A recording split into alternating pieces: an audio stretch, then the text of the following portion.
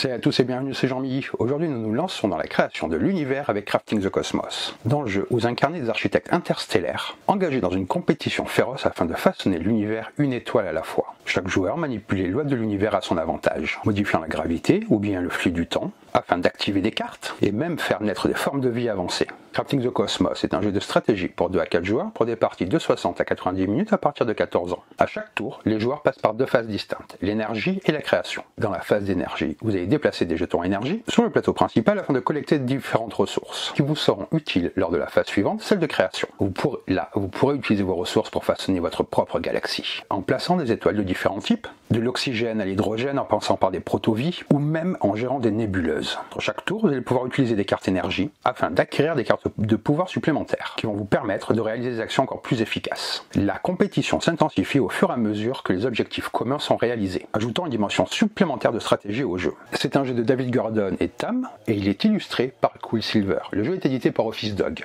Allez, on va voir comment ça se passe. Et on se retrouve avec le jeu. Donc là, ce que je vais faire, c'est que je vais d'abord vous expliquer les règles du jeu, et ensuite, en fin de vidéo, comme vous avez l'habitude, je vous donnerai mon avis sur ce dernier. Dans Crafting the Cosmos, les joueurs incarnent des architectes cosmiques qui s'affrontent pour construire le meilleur coin de la galaxie. Les joueurs utiliseront de l'énergie afin de collecter les meilleures étoiles et d'autres ressources qu'ils utiliseront pour créer leur propre cosmos, peuplé d'étoiles, de nébuleuses et de vie. Celui qui marquera le plus de points, grâce entre autres à ses placements et à l'accomplissement de cartes objectifs, sera le vainqueur. Pour la mise en place, vous commencez par placer le plateau principal au centre de la table. Si vous le souhaitez, vous pouvez assembler les supports fournis, où vous y placerez plus tard les cartes objectifs et énergie. Selon le nombre de joueurs, vous allez placer un certain nombre de cristaux temporels dans la réserve. À 2 joueurs, vous placez 6 cristaux, à 3 joueurs 9 cristaux, et finalement à 4 joueurs 11 cristaux. Vous allez mettre de côté un cristal temporel supplémentaire par joueur. Ils serviront pour vos plateaux. Vous allez mélanger les cartes objectifs universels, puis vous en piochez 6. Vous allez ranger les autres dans la boîte. Vous placez les 6 cartes piochées face cachée,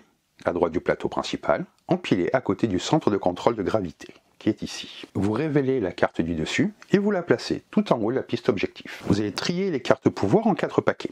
Vous mélangez chaque paquet, puis vous les placez face cachée, à côté des centres de contrôle correspondants du plateau principal. Vous le reconnaîtrez à leur couleur. Ensuite, vous mélangez les cartes énergie, et vous en disposez 4, faces visibles, les unes à côté des autres, à gauche du plateau principal, à côté du centre de contrôle de la lumière. Vous placez le reste des cartes énergie à côté pour former le paquet énergie. Vous allez trier les nébuleuses, en 3 piles selon leur taille. C'est indiqué au dos 1, 2 et 3. Vous mélangez chaque pile, puis vous les placez à proximité du plateau principal, face élément caché. La face élément est celle que vous voyez déjà, que j'ai mis en place sur le plateau joueur. Ensuite ici, vous avez les pions forme de vie avancée. Vous allez constituer 2 piles. Le groupe 1 est celui avec le halo vert, et ces pions rapportent entre 8 et 6 points. Le groupe 2 est celui qui n'a pas de halo. Il rapporte entre 4 et 7 points. Vous empilez les pions du groupe 2 et vous les placez à côté du plateau principal. Ensuite, vous allez mettre au-dessus ceux avec le halo vert et vous en prenez un certain nombre en fonction du nombre de joueurs. Vous prenez 2 pions avec le halo par joueur. C'est-à-dire que là, dans une partie à 3 joueurs, j'en prendrai 6 pions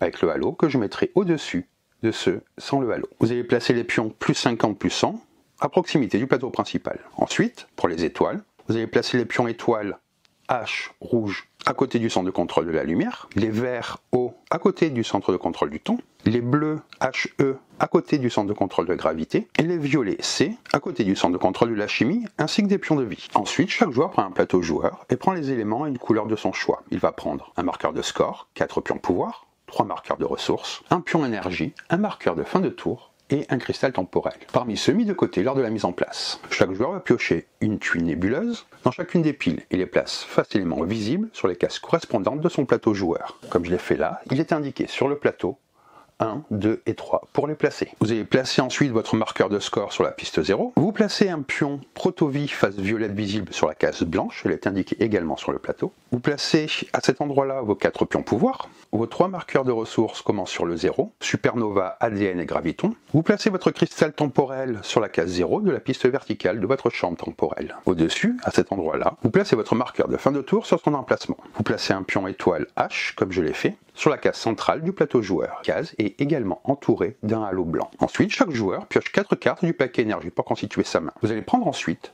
les pions énergie de l'ensemble des joueurs, plus un certain nombre de pions énergie noire en fonction du nombre de joueurs. Vous allez prendre 4 pions énergie noire à 2 joueurs et 3 pions énergie noire à 3 et 4 joueurs. Puis, en commençant par le centre de contrôle de la lumière, vous placez un pion énergie au hasard sur chacun des centres de contrôle dans le sens des aiguilles d'une montre jusqu'à les avoir tous placés. Le propriétaire du dernier jeton placé prend le marqueur premier joueur et il commencera le premier tour. Une fois ceci fait, vous allez être prêt à jouer. Je vais d'abord vous dire merci, vous êtes de plus nombreux à regarder les vidéos, ça fait plaisir et ça motive. Donc si vous aimez cette vidéo, si vous la trouvez utile, n'hésitez pas à laisser un commentaire, à partager la vidéo et à vous abonner. Vous avez aussi la cloche que vous pouvez activer pour être tenu au courant de toutes les vidéos qui seront mises en ligne sur la chaîne. Sur ce, continuons le cours de notre vidéo. Comment se passe une partie de Crafting the Cosmos? Crafting the Cosmos se joue en ronde. À chaque ronde, chaque joueur effectuera un tour, en commençant par le premier joueur et en suivant le sens des aiguilles d'une montre. Il y aura une brève phase de fin à la fin de chaque ronde avant que le jeu ne passe aux rondes suivantes. Le tour d'un joueur se compose de 2 phases. Une phase d'énergie suivie d'une phase de création. Lors de la phase d'énergie, chaque joueur déplacera ses marqueurs énergie autour du plateau central. Les marqueurs d'énergie détermineront les actions disponibles pour la phase suivante. Dans la phase de création, chaque joueur utilisera les ressources récupérées dans la phase précédente pour effectuer des actions comme la création de nouvelles étoiles, l'expansion de nébuleuses ou l'ajout de vie à son cosmos, dans le but de maximiser ses points et de remplir des objectifs. Vous devez essayer de prendre autant d'actions que possible pendant cette phase, car à l'exception de quelques cas, toutes les ressources collectées lors de la phase d'énergie devront être dépensées pendant la phase de création suivante où elles seront perdues. Pour finir votre phase de création, vous devez effectuer l'une des 2 actions finales avant de disposer des ressources non utilisées et de passer au joueur suivant. Une fois que tous les joueurs ont terminé leur tour, vous passerez à une brève phase de fin de ronde. Vous allez, à ce moment-là, révéler une nouvelle carte d'objectifs que les joueurs essaieront de remplir pendant les prochaines rondes. Les objectifs sont obtenus progressivement et seront marqués lorsque ceux-ci atteindront le bas de la piste objectif. Vous allez ensuite effectuer une réinitialisation rapide avant de passer aux rondes suivantes. Maintenant, je vais vous expliquer plus en détail comment se passent les différentes phases du jeu. La première phase de chaque joueur est la phase d'énergie. Vous allez déplacer de l'énergie et collecter des ressources. Vous allez déplacer les pions énergie du plateau d'un centre de contrôle à l'autre pour gagner des ressources. Celles-ci vous permettront de façonner votre galaxie lors de la phase de création. Chaque centre de contrôle est une case unique pouvant contenir 3 pions énergie au maximum. Vous avez le sens de déplacement qui est indiqué ici. Vous n'êtes autorisé à déplacer que votre pion énergie et les pions énergie noirs. Vous devez déplacer votre pion énergie d'au moins une case. Vous pouvez déplacer d'autres pions avant, bien entendu. Vous pouvez déplacer les pions énergie d'un total de 3 cases seulement. 3 cases en tout et non pas 3 cases par pion. Les pions énergie doivent être déplacés de centre de contrôle en centre de contrôle dans le sens horaire. Sautez les centres de contrôle plein, c'est-à-dire s'ils ont déjà 3 pions énergie, vous ne les comptez pas dans votre déplacement. Par exemple, imaginons que je sois le joueur bleu, ça me ferait un mouvement, 2 mouvements, et là celle-là est pleine, donc 3 mouvements. Mais je pourrais également faire 1 et 2, mais je serai obligé ensuite de déplacer celui-là. Une fois que vous avez déplacé vos pions, vous allez collecter des ressources. Vous allez gagner les ressources indiquées sur la case du centre de contrôle actif, puis celle des 4 cases des centres de contrôle passifs. De ce côté du centre de contrôle, c'est ce qu'on appelle récompense active. Toutes les ressources actives indiquées sur le centre de contrôle où se trouve votre pion énergie, celui de votre couleur. Ici, c'est ce qu'on appelle les récompenses passives. Elles sont sur la droite du centre de contrôle. Pour chaque centre de contrôle, vous gagnez le nombre de ressources indiquées, et ce autant de fois que le nombre total de pions énergie qui s'y trouve, et quelle que soit la couleur, la vôtre, celle d'un adversaire ou noir. S'il n'y a aucun pion énergie dans un centre de contrôle, vous ne gagnez aucune de ces ressources. Lorsque vous collectez des ressources, commencez par les récompenses actives. Collectez ensuite les récompenses passives du centre de contrôle où se trouve votre pion énergie, puis, en progressant dans le sens horaire, celles des autres centres de contrôle. Par contre, vous devez prendre toutes vos ressources avant de commencer la phase de création, ce qui vous permet de les placer et d'effectuer des actions. C'est-à-dire que dans cette situation-là, je suis ici, je commencerai par prendre ces ressources-là, une fois, c'est mon pion, 3 fois ici, car il y a 3 jetons, une fois ici, ici il n'y a rien, je ne prendrai rien, et 2 fois ici. Quelles sont les différentes ressources que vous allez trouver sur le plateau? Ici, c'est le centre de contrôle de la chimie. La récompense active est un pion étoile violet et une tuile nébuleuse. Prenez la tuile que vous voulez de taille 1, 2 ou 3. Ici, la récompense passive est un pion de protovie par pion énergie. Ici, c'est le centre de contrôle de la lumière. La récompense passive est une carte énergie par pion énergie qui s'y trouve, et la récompense active est 3 étoiles H rouge. Ici, c'est le centre de contrôle du temps. Ici, la récompense passive, vous avancez votre cristal sur la piste verticale de votre chambre temporelle de 1 case par pion énergie. Piste temporelle qui se trouve sur votre plateau joueur. Donc là, ça serait de 2 cases. La récompense active est un pion étoile vert avec le O et 2 ressources ADN que vous indiquez sur votre plateau joueur. Ici, c'est le centre de contrôle de la gravité. La récompense active est 2 pions étoiles bleus et une ressource supernova que vous indiquez sur votre plateau joueur également. Et ici, la ressource passive est une ressource graviton par énergie que vous indiquez également sur votre plateau joueur. Donc là, je prendrai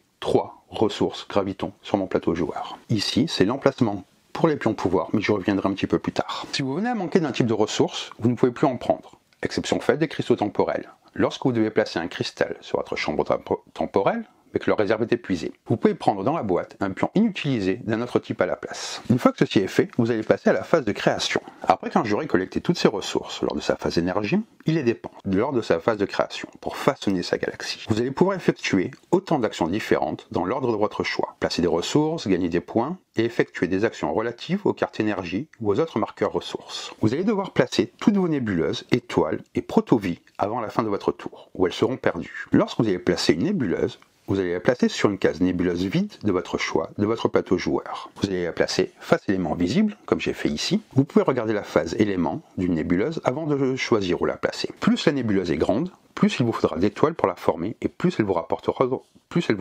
de points. Ici, c'est les étoiles qu'il faudra pour la former et ici, c'est le nombre de points qu'elle vous rapportera lorsqu'elle sera formée. Pour placer une étoile, vous pouvez la placer sur une case vide de votre choix, de votre plateau. Il y a 4 types d'étoiles, hydrogène, hélium, carbone et oxygène. Lorsque vous placez un pion protovie doit toujours être placé sur votre plateau joueur, face violette visible, sur une case vie vide adjacente à un autre pion vie. S'il n'y a pas encore de pion vie sur votre plateau, placez-la sur la case blanche du début de la vie. Par exemple, là j'en ai un qui est placé, je ne pourrai en mettre un que dans ces cases-là, adjacentes pour l'instant. Lorsque vous allez gagner des points, vous avancez le marqueur sur votre précieux de score. Lorsque vous atteignez ou dépassez 50 points sur la piste, prenez un pion plus 50 points, ramenez votre marqueur de score au début de sa piste et continuez à compter vos points à partir de cette case. Si vous atteignez ou dépassez 100 sur la piste, retournez le pion plus 50 sur sa face plus 100 et vous ramenez votre marqueur de score au début et vous continuez à marquer les points de cette manière. Vous ne pouvez pas marquer plus de 150 points. C'est lors de la phase de création que vous allez pouvoir marquer des points.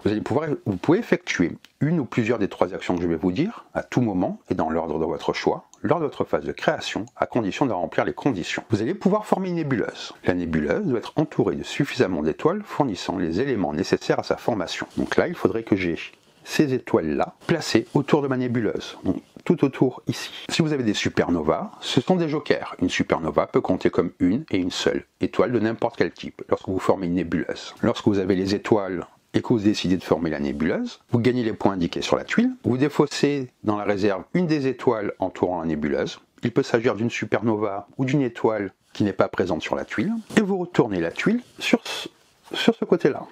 Bien entendu, vous ne pouvez former chaque nébuleuse qu'une seule fois. Vous n'avez pas besoin de pion vie pour former une nébuleuse. Vous allez également pouvoir dépressuriser votre chambre temporelle. Pour ce faire, il faut avoir un cristal sur la case 6, à cet endroit-là. À ce moment-là, vous allez gagner un pion étoile de votre choix, et vous le placez sur une case étoile vide. Vous déplacez le cristal de la case 6 sur la première case libre de la piste en haut et vous marquez le nombre de points où vous placez le cristal. Si vous avez déjà rempli 5 fois la piste horizontale de votre chambre temporelle, les actions dépressurisées suivantes vous octroient une étoile mais ne vous font pas marquer de points. C'est-à-dire que si j'étais ici et que je fais cette action-là, je vais là, je reprends un nouveau jeton pour le placer ici et je marquerai 3 points. Vous allez également pouvoir créer des formes de vie avancées. Pour ce faire, il faut avoir au moins 6 pions vie, donc vie stable et ou proto-vie, donc soit sur le côté violet ou sur le côté vert, autour d'une tuile nébuleuse formée, donc qui est déjà retournée comme ceci, et sur laquelle il n'y a pas encore de pion forme de vie. Vous défaussez tous les pions proto-vie qui entourent cette nébuleuse, c'est-à-dire ceux sur leur face violette, et vous laissez les pions vie stables, les verts, autour de la nébuleuse. Et lors de la mise en place, vous allez placer ces jetons, et vous prenez le premier jeton de la pile, que vous placez face cachée sur la tuile nébuleuse. Vous pouvez regarder à tout moment combien de points cela vous rapporte, mais gardez le cachet de vos adversaires. Cela sera révélé en fin de partie. C'est aussi lors de cette phase que vous allez utiliser vos cartes énergie. Vous pouvez dépenser vos cartes énergie de 3 façons différentes lors de votre phase de création. Une fois dépensée, elle doit être placée dans la défausse, à côté du paquet correspondant. Vous n'avez pas besoin de dépenser toutes vos cartes énergie à chaque round. Vous pouvez en garder jusqu'à 10. Vous pouvez défausser plusieurs cartes énergie de la même couleur à la fois afin d'ajouter des cartes pouvoir à votre galaxie. Vous pouvez également défausser des cartes énergie pour activer des cartes pouvoir que vous avez récupérées précédemment. Vous ne pouvez activer vos cartes pouvoir que lors de la phase de création. Vous pouvez activer une carte pouvoir autant de fois que vous le souhaitez si vous pouvez payer le coût. Pour ce faire, c'est ce que vous avez sur le côté, à cet endroit-là. Comment allez-vous gagner des cartes pouvoir? Pour gagner une carte pouvoir, vous devez payer le nombre de cartes énergie de la même couleur indiqué sur l'emplacement où vous la placerez sur votre plateau joueur. Ce sont ces emplacements ici. 2 pour l'emplacement du haut, 3 pour les 2 du milieu et 4 pour celui du bas. Vous pouvez remplir vos emplacements de cartes pouvoir dans l'ordre de votre choix. C'est-à-dire que vous pouvez commencer par le 3, puis le 2, ce genre de combinaison. Une fois que vous avez défaussé les cartes, vous allez piocher un nombre de cartes pouvoir égal au nombre de cartes énergie dépensées, toujours dans le même paquet de couleurs. Vous en gardez une et vous remettez les autres sous le paquet. Les cartes pouvoir, elles sont ici. Vous insérez ensuite la carte de pouvoir gagnée dans son emplacement, puis vous placez le pion pouvoir de cet emplacement sur le plateau principal. Vous les prenez et vous le placez là où vous avez pris la carte pouvoir, à cet endroit-là. Cela vous servira de rappel lors des prochaines phases d'énergie. Par exemple, si vous avez un pion ici, qu'il y ait un jeton énergie ou pas, vous gagnerez cette ressource bonus ici. Et chaque centre de contrôle a une ressource bonus en dessous. Vous pouvez empiler les jetons des joueurs les uns au-dessus des autres. Les emplacements, il y en a assez pour chaque joueur. Vous pouvez gagner plusieurs cartes pouvoir lors d'un même tour si vous avez assez de cartes énergie. Si vous n'avez plus d'emplacement libre, vous ne pouvez plus effectuer cette action. Par exemple, je pourrais défausser 3 cartes de couleur rouge que j'ai en main pour aller piocher 3 cartes ici. Je les regarde, j'en choisis une que je place sur l'emplacement 3. Les autres, je les mets en dessous du paquet et je prends mon jeton que je placerai à cet endroit-là. Cette action que vous retrouvez ici vous permet de défausser 5 cartes énergie de la même couleur pour gagner 6 points que vous indiquez sur votre plateau joueur. Vous allez devoir dépenser vos ressources également. Vous allez devoir dépenser toutes les ressources de vos marqueurs qui sont sur votre plateau ici, avant la fin du tour, où elles seront perdues. Pour la première piste, qui est la piste de Supernova, vous pouvez dépenser une ressource Supernova, vous descendez votre marqueur ressource de 1 pour transformer une de vos étoiles sur votre plateau en Supernova. Vous la retournez de l'autre côté, et vous avez ce symbole-là qui indique que c'est une Supernova. Une Supernova compte pour n'importe quel type d'étoile lorsque vous effectuez l'action former une nébuleuse, mais ne peut pas être déplacée par l'action de déplacement. Je reviendrai un petit peu plus tard. La deuxième piste sur votre plateau vous permet de stabiliser. Vous allez dépenser une ressource ADN, descendez votre marqueur ressource ADN de 1 pour retourner un pion proto-vie sur sa face stable, c'est-à-dire que, comme cela, que vous retournez les pions violets sur leur face verte. Et finalement, la dernière piste, avec la ressource graviton, vous permet d'effectuer des déplacements. Cela vous permet de déplacer un pion vie ou un pion étoile sur une case adjacente. Si la case est occupée, vous pouvez la sauter et déplacer votre pion sur la case suivante, et ce autant de fois que nécessaire si plusieurs espaces sont bloqués. Seuls les pions étoiles peuvent se trouver sur des pions étoiles, et seuls les pions de vie peuvent se retrouver sur des cases de vie. Ici, je vous rappelle, ces emplacements pour les étoiles, et les plus petits, ce sont les emplacements pour les vies. C'est ce qui vous permet de déplacer vos étoiles et vos formes de vie sur votre plateau joueur. Une fois que vous avez fait toutes les actions possibles, vous allez passer à une action de fin de phase de création. Ça sera toujours la dernière action de votre phase de création. Elle consiste à déplacer le marqueur qui est sur la case alpha vers la case oméga. Et vous avez deux choix. Soit vous gagnez une nébuleuse de taille 1, 2 ou 3, ou vous stabilisez une proto-vie en vie stable. Après avoir placé la tuile nébuleuse, ou après avoir effectué l'action de stabilisation, vous redescendez tous vos marqueurs ressources sur leur case de 0, c'est-à-dire tous les marqueurs de cette piste-là. Votre phase de création prend fin et le joueur suivant commence son tour, à moins qu'il s'agisse du premier joueur, auquel cas vous passez à la fin du round. Comment se passe la phase de fin de round? Vous allez descendre toutes les cartes objectifs d'une case. Si une carte objectif atteint le bas de la piste, la quatrième, vous allez regarder qui marque les points et vous attribuez les points. Vous piochez une nouvelle carte objectif et vous la placez sur la case du haut de la piste. Vous vérifiez si vous avez atteint la fin de partie. Vous vérifiez la taille de votre main. Si vous avez plus de 10 cartes énergie en main, vous en défaussez pour n'en garder que 10. Vous replacez votre marqueur de fin de tour sur la case alpha.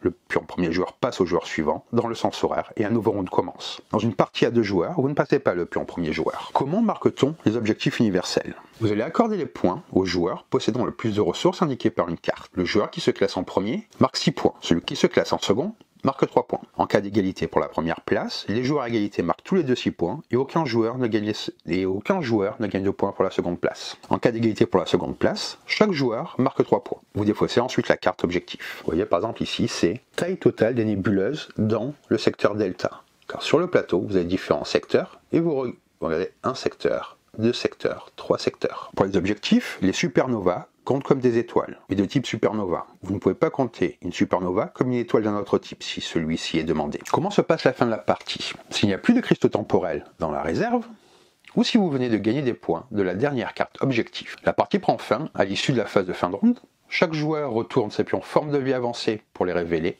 et gagne autant de points de victoire qu'indiqué sur ses pions. Le joueur ayant accumulé le plus de points remporte la partie. En cas d'égalité, le joueur ayant le plus de cartes énergie dans sa main l'emporte. Si l'égalité persiste, les joueurs se partagent la victoire. Donc voilà pour les règles de Crafting de Cosmos. Je vais maintenant vous dire ce que j'ai pensé du jeu. L'un des principaux atouts de Crafting de Cosmos réside dans son thème. L'univers que le jeu explore basé sur la création d'un cosmos avec des étoiles, des nébuleuses et des formes de vie, est à la fois innovant et très bien intégré dans les mécaniques du jeu. Chaque joueur se lance dans une aventure où il va gérer ses ressources de manière stratégique pour développer un cosmos harmonieux. Le jeu fait un excellent travail en offrant une thématique cohérente et captivante, tout en étant suffisamment abstrait pour permettre une grande variété d'approches stratégiques. Les mécaniques sont bien pensées et s'intègrent parfaitement dans ce cadre. Le jeu n'est pas seulement une course pour accumuler des ressources, mais il demande une gestion réfléchie des interactions entre ces dernières. Cela permet aux joueurs de se sentir immergés dans une exploration spatiale où chaque décision influe le développement de leur univers. En termes de gameplay, Crafting the Cosmos offre une profondeur stratégique qui se révèle au fur et à mesure des parties. Le système de phase, qui comprend la collecte d'énergie, la gestion de ressources et la réalisation d'objectifs à long terme, demande une bonne capacité de planification. Les joueurs doivent constamment jongler entre l'acquisition de nouvelles ressources, la gestion du temps,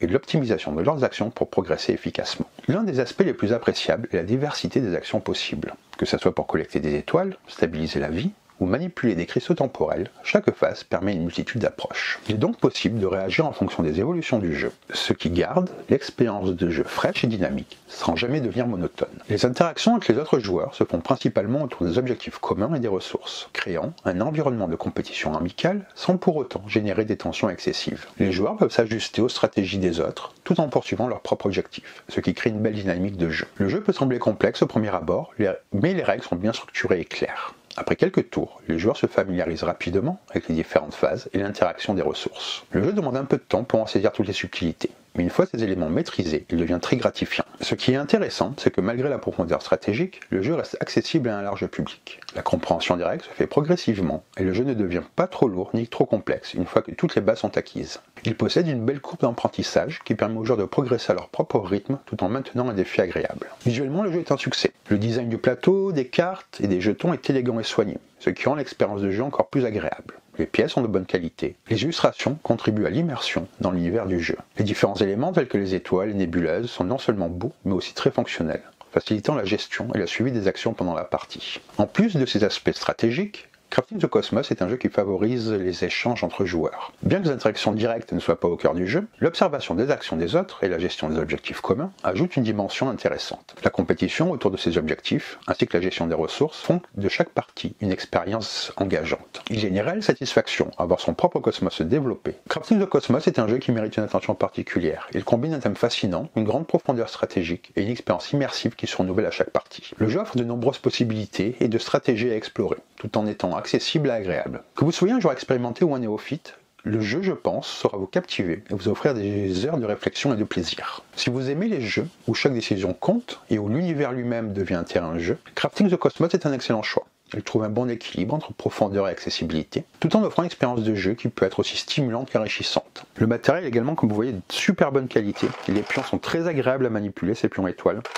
Ça, c'est la boîte qui est dans le jeu, qui sert de plateau, et également de rangement.